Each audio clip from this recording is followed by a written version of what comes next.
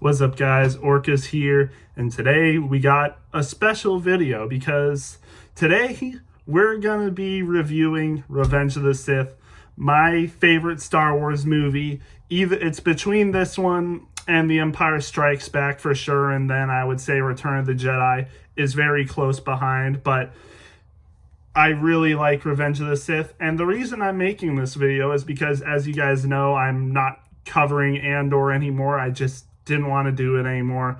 And I think it makes it hard, especially since for some reason Star Wars decided that they would release 3 episodes every week for Andor, which means it was almost 3 hours of Andor every Tuesday. And I was like, I just really do not want to watch Andor, especially because, you guys know how I feel about Andor season 1. I thought it was okay, but it's like if we're getting the same stuff as we got for season 1, like for Andor, I just really did not want to watch 3 hours of Andor in one night. And you guys know I'm kind of a busy person. Like I got other stuff that I have to do, with school, work, and a lot of other stuff that I do.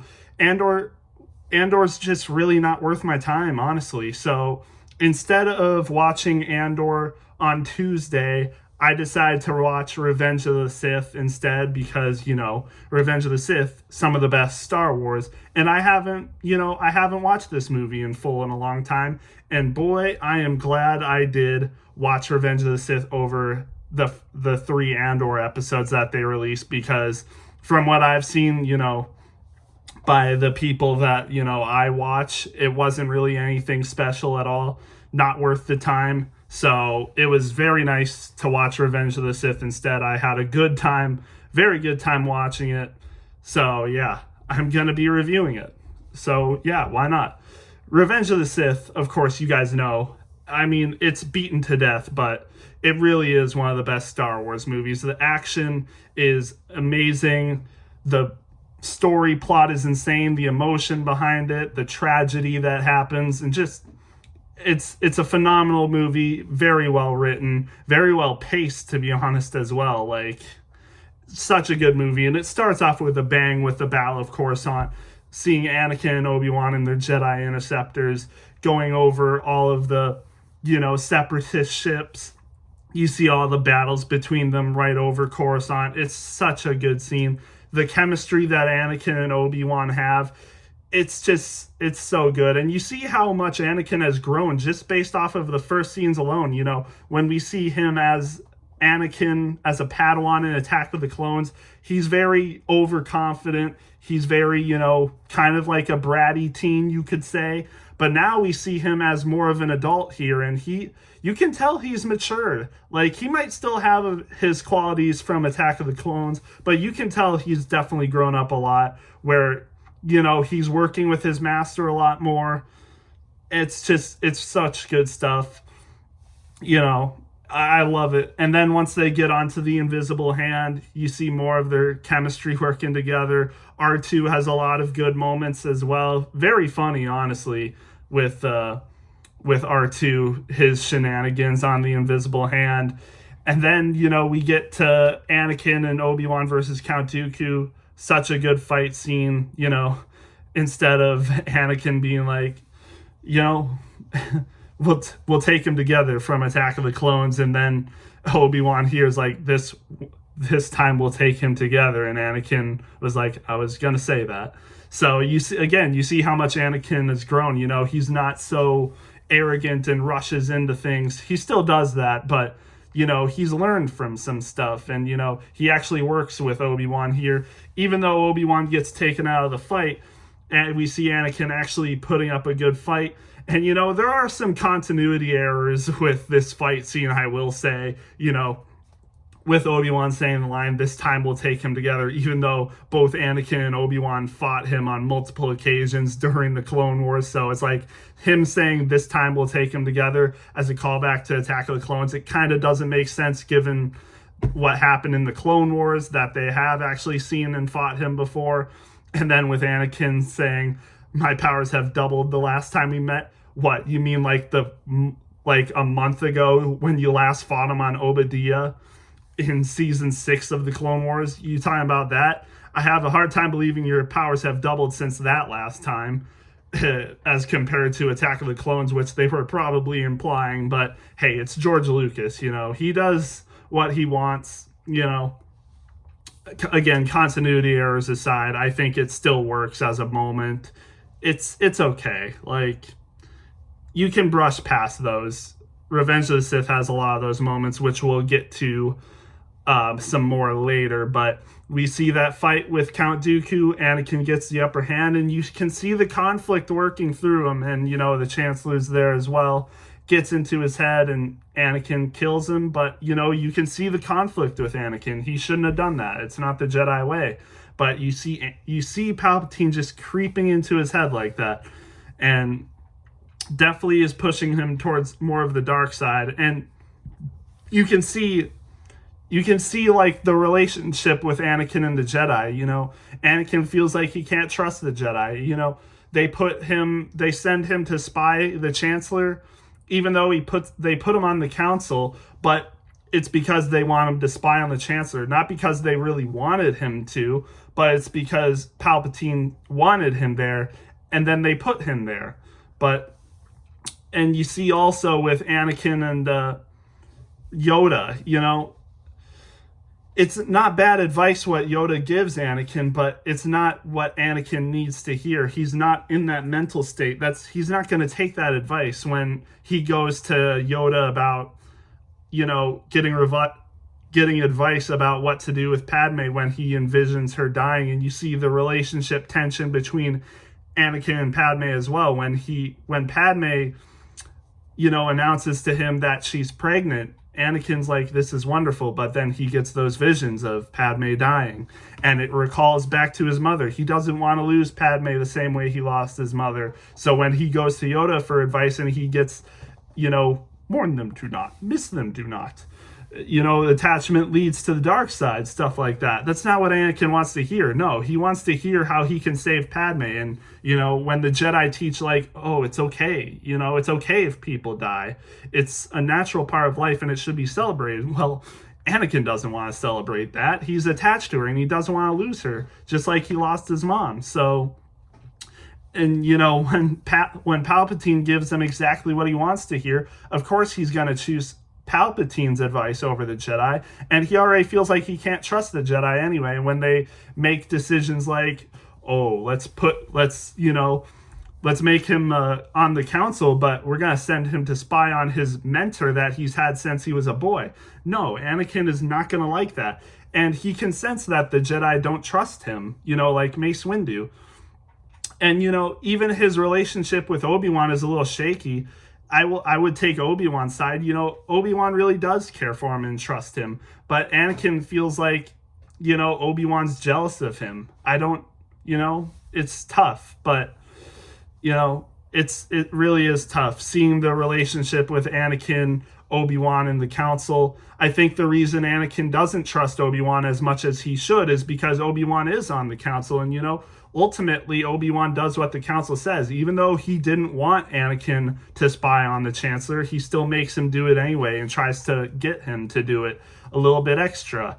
So I think that really shows that Anakin doesn't trust the council. And, he probably should trust Obi-Wan, but he sees Obi-Wan as a part of the council still. Even though he's his master and he looks up to him, he feels like he can't trust him. So the only person that he can trust is Palpatine. And honestly, I wanted to make this video more about the conflict within Anakin. I've talked about some other stuff, but I really want to make this video mostly about Anakin because Revenge of the Sith ultimately is about Anakin and his turn to the dark side. So when you see Palpatine getting into his head, making him just gloating over him, it's like, you're the most powerful Jedi in the world. The council doesn't trust you. They're afraid of your power, but I support you through all of this. It really shows how into his head Palpatine is getting, because we know Anakin is a confident and kind of arrogant, prideful person. So when he gets those thoughts from Palpatine, his encouragement, he's like, you're the greatest Jedi ever. You're going to get so much. But when the council doesn't give Anakin what he wants, Palpatine is right there for him. He's like, oh, the Jedi don't trust you. They're holding you back. But if you trust me, Anakin, you will grow more powerful. And, we see later Palpatine is encouraging him, when you learn the powers of the dark side, you'll be able to save your wife from death. You'll be able to gain all these powers. And, that's what happens. And eventually he reveals that he's the Sith Lord, and only through him will Anakin get what he wants. And when Anakin turns Palpatine over to Mace Windu, because he wants to do what's right, he sees what Palpatine has done through all of this. He's a horrible person. And that's why he initially turns him over. But then he sees, like, hey, in that scene where Anakin is, overlooking Coruscant as well as Padme, you can hear that voice from Palpatine is like, only through me will you be able to save Padme. If they kill me, you won't be able to do that. So when Anakin hears all that stuff, what's going in his head, he's like, I want to do the right thing, but I can't lose Padme the way I've lost my mom. I need this power. And that's why he ultimately overturns his decision and ends up saving Palpatine. And it's like, what have I done? Like, he knows he's doing terrible things, but his selfishness gets the best of him. And that's what George Lucas implies, when he talks about Revenge of the Sith. It's Anakin. It's a struggle between light and dark with Anakin. You can symbolize that. A lot of these scenes in the movie, you see the shadows, going over a lot of his face, but you see the light side as well. And ultimately, the dark side overcomes him. His selfishness and pride, his arrogance gets the best of him. He wants that power to himself. He wants to save Padme, but, unfortunately, his pride and his lust for power gets the best of him, and eventually that even overcomes his love for Padme, as we see later in the movie when, we see him choke her out because, again, his power gets the best of him.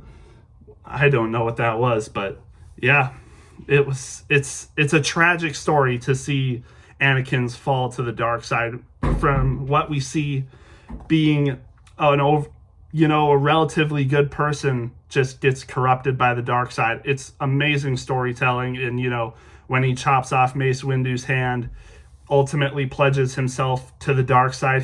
He's trapped. He cannot get out of it. And then, he's too far gone at this point. Even though he probably doesn't want to do the things he does it because he's too far gone. He needs that power. He needs Padme. And it just unfortunately gets the best of him.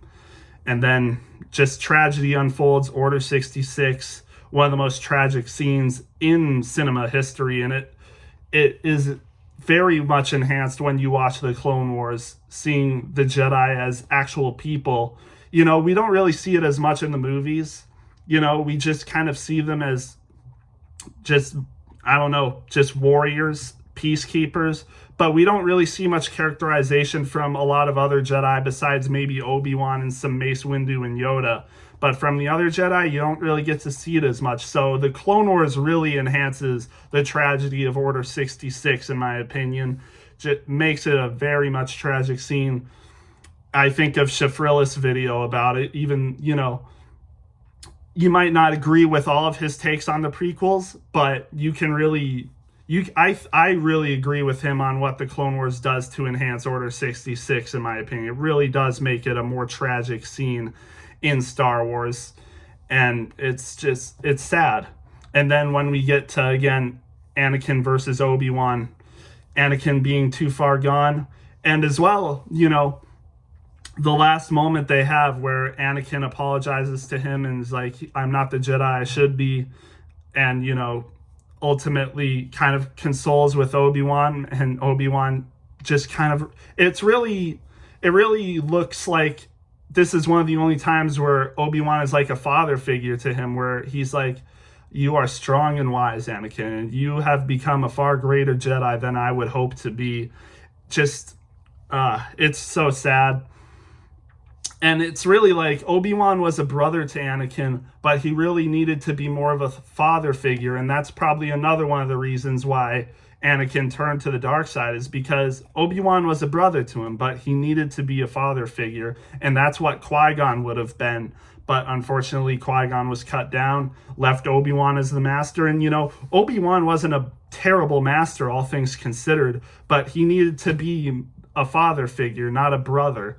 And that's what Anakin needed. He even acknowledged, Obi-Wan sometimes as a father figure, where he's like the closest thing he had to a father. But unfortunately, he was the brother to him, not the father figure he needed to be. And that's what we see on Mustafar, where Anakin just doesn't respect him as a father figure. And that's when they have their battle. And, Anakin's overconfidence gets in the way. And Obi-Wan cuts him down, and he says the words, "You were my brother, Anakin. I loved you." And it's as much of a failure, I think, on Anakin's part as it is Obi-Wan's part. And again, the conflict with Anakin, when he's on Mustafar before that battle, when he's finished cutting down the separatist leaders, you see him crying. He's like, how far gone he's gotten, that little boy that wanted to be a Jedi and save the galaxy, and look where he is now. It's such tragic stuff. And then at the end of the day, Padme dies. He doesn't get what he wanted. He doesn't get what, he sacrificed so much for, the Jedi Order, and just being that boy who wanted to be a Jedi and do good, but now he's done so much terrible stuff because of his own selfishness, and this is what has resulted as a result. But you get what I mean. And Padme dies at the end, and when he becomes officially Darth Vader with his suit, it's all gone. Nothing is worth it anymore, and now he is just a hollowed out shell of what Anakin was. And Anakin is gone until, we see him in Return of the Jedi. Just absolute peak. Revenge of the Sith, great stuff. Just such a tragic story, but hey, tragedy is amazing storytelling. And, that is officially when Anakin becomes Vader. And it's really good symbolism, when Vader is born, Padme dies. And that's kind of the last piece of Anakin was Padme, until Luke shows up and Anakin realizes who he really is, or Vader realizes who he really was, and that is Anakin. He's never completely dead, but he's what you would possibly call extinct, but then is, rebirthed at the end of Return of the Jedi. Just amazing stuff, just amazing movie. Again, I could talk about so much more stuff with Revenge of the Sith, but I really wanted to focus more on Anakin. It's just such good stuff. Say what you will about his story, about how it could have been better or not, but I think it really does work in Revenge of the Sith. If you really understand it, it really does work. And just, it's beautiful storytelling is really what it is. Between him, the Jedi Council, Obi-Wan, Padme, and Ahsoka comes in, and Ahsoka leaving the Order is probably what possibly, we didn't see that in Revenge of the Sith. We see how he turns to not trust the Jedi Council, but even stuff that happens in the Clone Wars with, Ahsoka's case and her leaving, even stuff like in season 4 when the Council, assigns Obi-Wan, they fake his death and assigns him to the mission. That stuff like that, where they don't trust him and don't tell him stuff, and just, it's isolation, it's alienation, and that's why Anakin didn't trust the Council and eventually trusted Palpatine over them. Just amazing storytelling. Yeah, I really don't have much more to say. It was really good to watch Revenge of the Sith again. Again, I don't want to talk about Andor too much, but it was a hard decision to make to not watch Andor, but I think it was really the best decision that I could have made. Honestly, watching Revenge of the Sith has reignited my love for Star Wars more than Andor could have, because when I watched the first 3 episodes of Andor, I've honestly kind of been in a rough place with Star Wars, to be honest, as of late. But watching stuff like Revenge of the Sith, The Clone Wars, and hopefully Tales of the Underworld will be good. I hope my love for Star Wars can be reignited even more to where it has been recently. Stuff like Andor just doesn't do it for me. And, there's people that out there that like it. That is great for them. But, just watching stuff like Andor, The Acolyte, even Skeleton Crew. I decently liked Skeleton Crew, but those shows just don't make me love Star Wars how I loved it. Star Wars means something to me, and watching the modern Disney Star Wars, it just hasn't seemed like Star Wars. It hasn't felt like the Star Wars that I loved when I was, a few years younger than I am now. When back in 2020, when season 7 came out, and when The Mandalorian seasons 1 and 2 were coming out, even shows like Tales of the Jedi, those shows made me remember my love for Star Wars and feel my love for Star Wars. But a lot of the modern projects haven't. So again, going back on Revenge of the Sith, it makes me realize how much I really do love Star Wars, and not because of the modern stuff like Andor that Disney has brought out. So it's good to come back on movies and shows like this that reminds me how much I do love Star Wars when I, fall out of love with it because of what Disney puts out today. But hopefully, Disney can still release good stuff, like hopefully Tales of the Underworld, hopefully the movies coming out in the future with Mandalorian and Grogu, and some other stuff that they'll release. But yeah, just, again, good movie. If you haven't watched Revenge of the Sith recently, go back and watch it. I really wish I could have watched it in the movie theaters when it came out last weekend, but it was good to watch it this Tuesday. I was in Star Wars Theory's live stream. He did a watch party of it, so that's how I watched it, and it just, it was amazing. So yeah, that's my thoughts on Revenge of the Sith. Just amazing. Just peak cinema. It's a 10 out of 10 movie. And yeah, let me know what you guys thought about this. I'll have Tales of the Underworld coming up soon. I know that the 2 episodes are coming out today on Fortnite, out of all places. I don't think I'm going to watch them there, but I might be wrong. I don't want to get spoiled, so I might have to just watch them tonight. I'm not sure, but yeah, let me know what you guys thought of this, and we'll see you in the next one.